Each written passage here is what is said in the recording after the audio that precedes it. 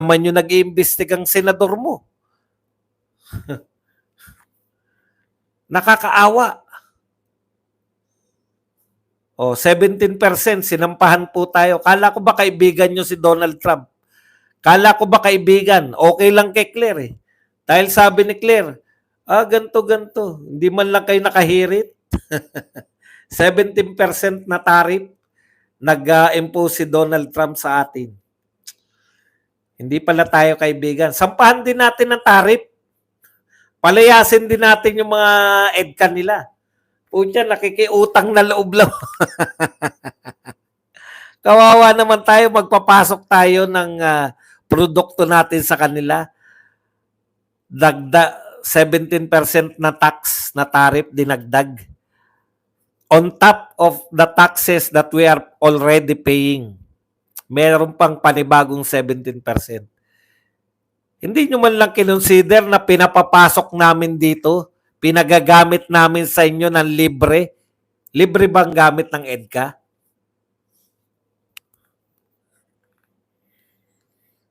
Sabihin, pro-China ka kasi, Badong. Anong pro-China ako? Kinukundin ako ang China, kinukundin ka rin ang US. Magsilayas kayo pareho dito. Sa bansa namin. Amin ito. Ganun ang tunay. Pareho mo ikundina. Di ba? Lahat ng mga nanghimasok sa Pilipinas, kinukundinat ko. Mapa US, mapa China. Oh. Kaya ba sabihin ng pro-China yan?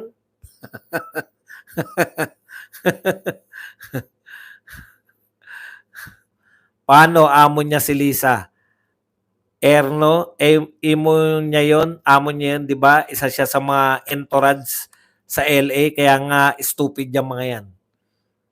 Si Chis Escudero, hindi po simpleng tauhan. Waiter po to, waiter. Next time, bago mag-hearing ang Senate, briefing muna kay Chis. Hindi nga po pinayagan niya po Pinayagan niya po si Amy. Hindi ko po alam kung gusto niyang ipahiya si Amy. Yun lang naman po ang nakikita ko Bakit mo pinayagan yung senador mo? Baka kako gusto niyang ipahiya si Amy Marcos. Alam na natin lahat na hindi dadalo sila yung mga tauhan ni Bersamin. Tauhan ni Bersamin, Badong? Hindi tauhan ni BBM. Si Bersamin yung nagsabi na huwag silang umatid. Kay Marcos, pinaatin niya Si Bersamin, hindi umatin Huwag umatin Sino nasunod? Si Bersamin, hindi si Marcos. Pero duda din ako na sinabi talaga ni Marcos yun. Kasi yun po ayon kay Auntie Claire. Boss Buds, nasaan si FL? Aba, wala po akong alam dyan. Kung yung Malacanang nga, hindi makapagsalita kung nasan si FL, ako pa.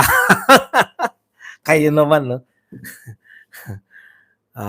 Aimee, pareho lang sa kapatid niya, mga Poncio Pilato, pinagluloko lang tayo. Boss Badong, nakita niyo na po balita tungkol kay BBM buying fighter jets?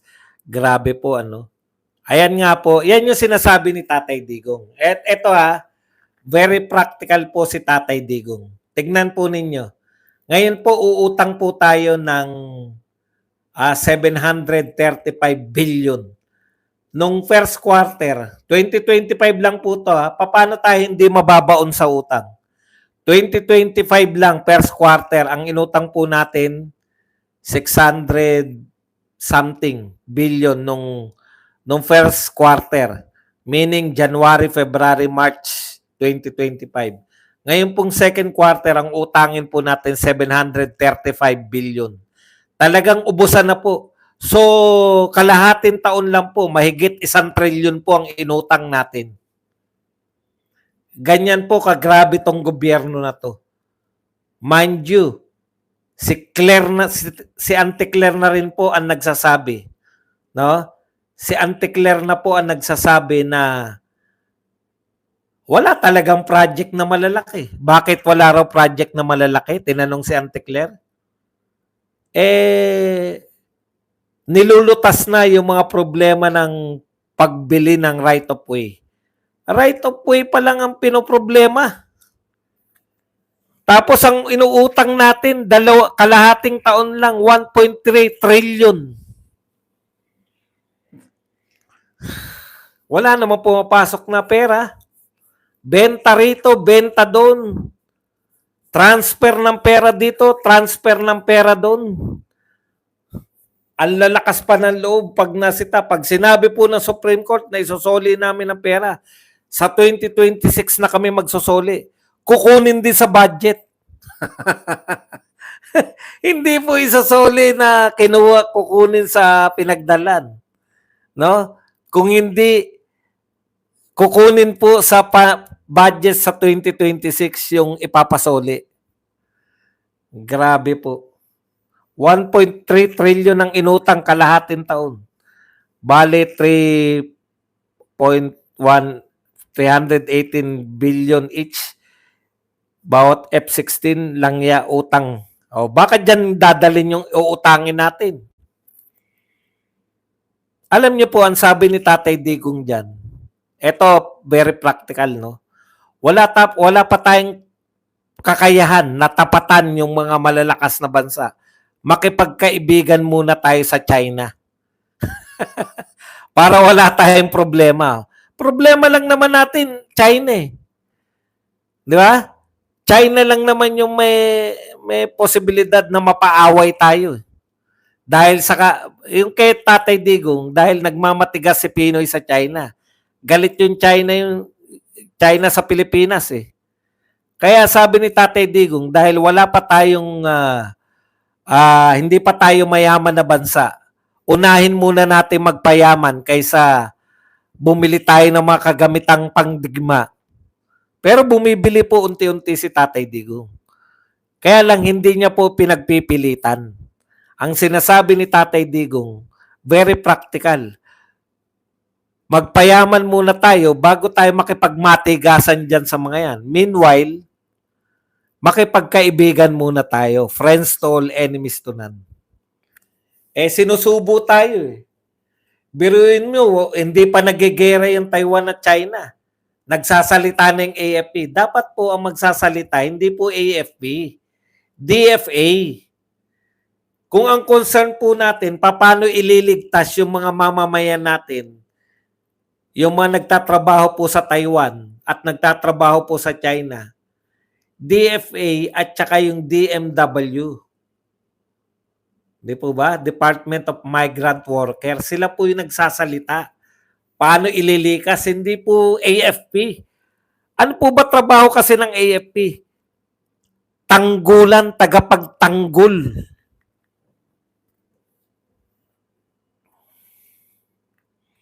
Sir Buds, pag naisip ko mga inutang first quarter, tapos utang uli ng daang-daang bilyon, sobra nakaka-frustrate na talaga ang gobyernong ito. Wala nang pag-asenso ang bansa natin, kawawa naman ang mga Pilipino. Hindi po masama ang utang kung may pinatutunguhan. Kung may nakikita kayong proyekto. Kada po may infrastructure na pinatatayo, okay po yan. Kita nyo naman kay Tatay Digong. Kasi po walang umunlad na bansa na hindi namuhunan sa infrastructure. Pero walang umunlad na bansa na ang pinuhunanan ay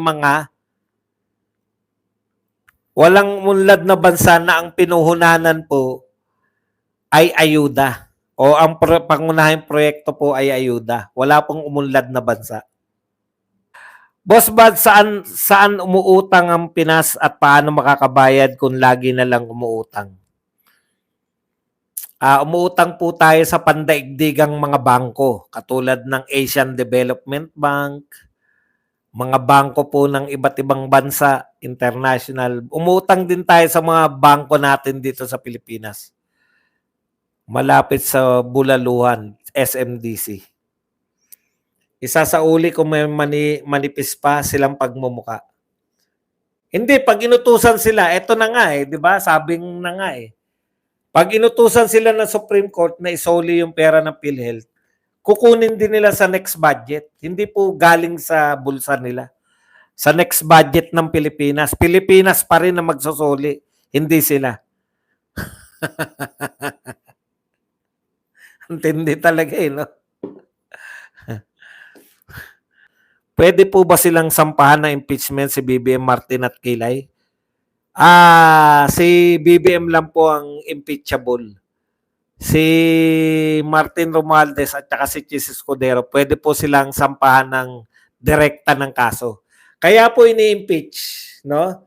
Kaya po ini-impeach yung mga opisyal, lalo na po yung presidente, kasi hindi mo siya pwedeng kasuhan. Hindi mo siya pwedeng kasuhan habang siya ay presidente ng Pilipinas. Kaya karaniwan po sa presidente, i-impeach muna bago kasuhan pag natanggal na sa pwesto. Sir Bads, mahina ang Senado ngayon. Pinakamahina tong Senado na to. Yun nga lang ang silbi ng House of Buaya and Senate ang magsubpina, hindi pa magawa. Dati akala ko lahat sumusunod sa batas. Batas pamantayan ng lahat. Ngayon, pag nagchismisan, sa isang tabi yung mga palaka and friends, yun na ang batas. Lahat basta gusto nila okay. 'Di ba? Yan yung pakiramdam natin ngayon eh. Bakit parang lahat ng gusto nila nasusunod? May batas pa bang umiiral? O, yan ang point lang, pag gusto nyo makakita pa rin ng positive, ang titignan na lang po natin dyan, matatapos din tong lahat ng ito. Kailan ba ulit ang hearing? Paano pa mag-hearing kung wala nga dadalo? Paano pa silang dadalo ni Sabina? Ayaw silang ipansabina ni Chis Escudero. Kaya ganyan lang uli hearing nila. Walang sabina eh. Wait lang sila, lahat sila sibak. Ang problema po ngayon, Sir Bads, paano kung dayain nila, o wag na po nating isipin yan. Kasi kung dadayain po nila yung eleksyon, at nagpadaya po yung mga senador natin, wala talagang karapatang umupo ang mga nadadaya. Alam na ng lahat. Tingnan nyo po kayo, pangkaraniwang tao, sinasabi nyo baka madaya. Sila po tumatakbo, bilyon-bilyon na po ginagastos ng mga tumatakbo. Yan ba naman hindi pa nila intindihin? Intindihin po nila, wag ko kayong maglala. Kung ayaw nila intindihin, gusto nilang madaya sila, anong magagawa natin? Wala silang karapatang umupo kung kaya silang dayain. Ang mundo po ay hindi po para sa mga yung mundo po ng politika, hindi po kayo pwede riyan pag kayo po ay bulag sa lahat. Yung aasa ka lang sa Comelec, hindi ka po pwedeng umasa lang sa Comelec. Kinakailangan may team ka na magbabantay ng pandaraya.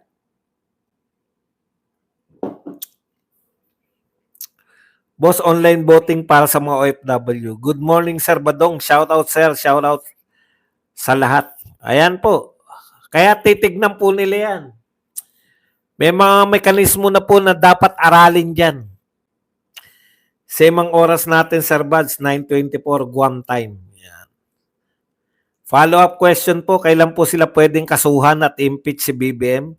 Nakakagigil na po ang mga buhaya na nasa pwesto pa din.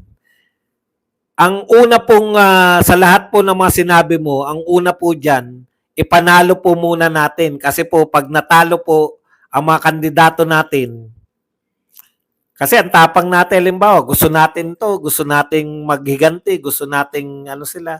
Pero iboboto natin sila Lacson, sila Tito Soto, sila yung magkapatid na na Tulfo. Wala mangyayari sa atin. Mag-goodbye na po tayo. Pag hindi po nanalo mga kandidato natin, wag na po kayong umasa na may pag-asa pa tayo. Dahil ang una po magaganap, ma-impeach si BP Sara. Pag na-impeach po si BP Sara, kung yung vice president nga, kaya nila matanggal sa pwesto at hindi makatakbo eh. Sasabihin nyo, meron pa namang baste, meron pa namang pulong. Vice president nga, nagawa nilang hindi mapatakbo. Mayor pa kaya at congressman? Ito todo nila, wala pong hiya-hiya. Hindi po sila mahihiya. Ito todo po nila yan. Hanggang kay Katie. Sikat na si Katie. Pag nag-abogada si Kitty, alam na this. Pipigilan nila sa abot ng kanilang makakaya. Talagang ganun. Kaya ngayon po ang tunay na labanan. Hindi po yung kailan, tanong tayo ng tanong. Ngayon po, sa Mayo, pakita natin yung lakas natin. Vote straight tayong lahat. Wala nang isip-isip. Sorina, Jabala. Vote straight po tayo. PDP. Do 10. Magandang umaga, Sorina. Dudes Abad, good morning. Kamote mo to, good morning, sir. Kasi nga, nakakalasing ang kapanyarihan, pero okay lang, bilog ang mundo. One day, it will all turn around. Shout out. Sir Buds, pwede bang maging kapitbahay mo dyan sa Southeast Asia? Kasi pag ganito ang gobyerno natin, nakakapag-isip tuloy lumipat. Vote straight, PDP laban lang. Boboto tayong lahat, may daya man o wala. Saka na yung kasuhan sa COMELEC kung meron man. Good morning po. Yan. Boss, posible ba ang snap election? Ano po ba pinagsabi niyo snap election? Bumoto po tayo ngayon kung ano-ano mga pinagsabi niyo snap election. Ito po may botohan. Ano po bang hinihingi niyo snap election? Sa botohan po, mangampanya kayo. Huwag po yung mga imposible. Pinakukulong nga si Duterte sa tingin nyo, mag-ano si Marcos na yun na lang nga kaya nila ipagmalaki na presidente pa rin si Marcos. Tapos sasabihin nyo na i-give up niya yung pagiging presidente niya para mag-election. Sir, drama lang yung BBM at Aimee para bumango. Wala naman po nagsasabi, wala naman po sumasakay sa drama nila. May post nga si Tiglaw na nawala ang Skoda Shoal sa Pinas last 2024. Ibig sabihin panahon ni Pinoy, nawala ang Scarborough Shoal, panahon ni Tatay Digong, walang isla sa atin. Correct. Tama po yan. Tama boss, itodo nating kampanya yan sa pamilya natin, tapos kaibigan. Tama Sir Bats. Ganun po yung kandida. Wag po natin silang kampanya na isa-isa. Kasi po, pag pinerperaso po natin, sabihin po natin, ang kampanya po dyan, pag po nanalo yan, ma-impeach po si BP Sara, mananatili po yung ganitong sistema panghabang buhay. Kasi hindi na pwedeng tumakbo si BP Sara pag na-impeach siya. Number 1 si BP Sara o pinakamataas. Pinakamataas po ang trust rating. Alam na this, say cheese. Boss Bats, nagawa po nilang i-delay lahat ng issue sa gobyerno hanggang after election. Sir Bats, ako naranasan. Kaya nga, kayo po ang magpasya, hindi po yung mga issue eh. Ang importante po rito, yung mga Duterte, pinakulong si Tatay Digong. Huwag niyo sabihin hindi kayo naniniwala na may impeach si BP Sara. Yung tatay nga, kinayang mapakulong sa dahig eh. Si BP Sara pa, pag nanalo po sila, impeach po yan. Naintindihan niyo po? I-impeach po nila si BP Sara. Ang first order of the day, kung gusto natin tulungan ng Pilipinas, iligtas natin si BP Sara. Napaka-personal naman yan, Badong. Opo, personal po. Dahil by voting for PDP Laban, we are saving BP Sara. By saving BP Sara, we are actually saving the Philippines. Nililigtas po natin ang Pilipinas mula po dyan sa mga tao na yan. Thank you very much kay Bayona TV na nagmiyembro ng 45 months. Boss Bads, hindi pa ba tayo under constitutional crisis or under martial law? Hindi po tayo under martial law, hindi po tayo constitutional crisis. Kasi po magkakakampi po sila sa kasalukuyan. Wala pong kumukontra. Magkakakampi po sila. Pag nagpasya po ang Supreme Court at hindi nila sinunod, dyan lang tayo magkakaroon ng constitutional crisis. Ngayon po, ang nagkukontrahan po, Vice President, kakontra niya lahat, Senado, Kongreso. Magkakakampi po ang Kongreso, HOR, Senado, at saka Malacanang. Anong constitutional crisis doon? Wala. Sinasabi nila, legal lahat ang ginagawa nila. Pati po yung pagpapakulong kay Tatay Digong, legal. Pero once na magpasya ang Supreme Court at sinabi ng Supreme Court na illegal at wala silang ginawa, inignore nila yung Supreme Court, diyan magkakaroon ng constitutional crisis. Pag inignore nila yung Supreme Court. Kasi lahat ngayon, kaya nilang ignore eh. Karapatang pantao ng Vice President, karapatang pantao ng dating presidente, kaya nila. Walang pumapalag, magkakakampi. Kaya para mapigilan natin yung pagkakampi-kampihan natin, agawin natin yung Senado. Pag atin na yung Senado, kusang yung mga congressman, mas wais pa sa inyo yan. Kusa pong babaliktad yung mga congressman yan. Pag nakita na nila, naramdaman na nila ng tunay ang magiging presidente sa hinaharap, ayan po, ang magiging presidente ay si VP Sara Duterte. Bakit tayo lang ang may problema sa China, Sir Bads? Thailand, Vietnam, Malaysia, Indonesia, Brunei, wala na mareklamo. Taiwan nga walang alam na may gera sila sa China. Sip-sip kasi tayo sa mga Amerikano. Gusto magsip-sip sa Amerika. Kaya tayo may problema sa China. Hindi nila tinuloy yung diskarte ni Tatay Digong, simple. Hindi po sinasabi ni Tatay Digong na awayin yung Amerika. In fact, kakampi niya si Donald Trump. Kaibigan niya si Donald Trump. Ang sinasabi niya, napakasimple lang po ng sinasabi ni Tatay Digong. Diba? Friends to all, enemies to none. Wala tayong kalaban. Lahat kaibigan. Para tayong si Kidlat. Kaibigan ng lahat. Maraming salamat po sa inyong lahat.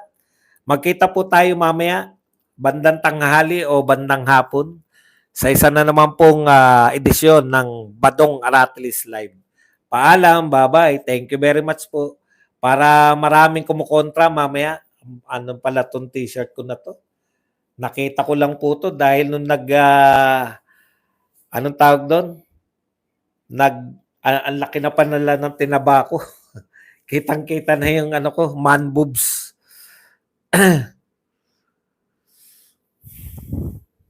Paalam, bye-bye.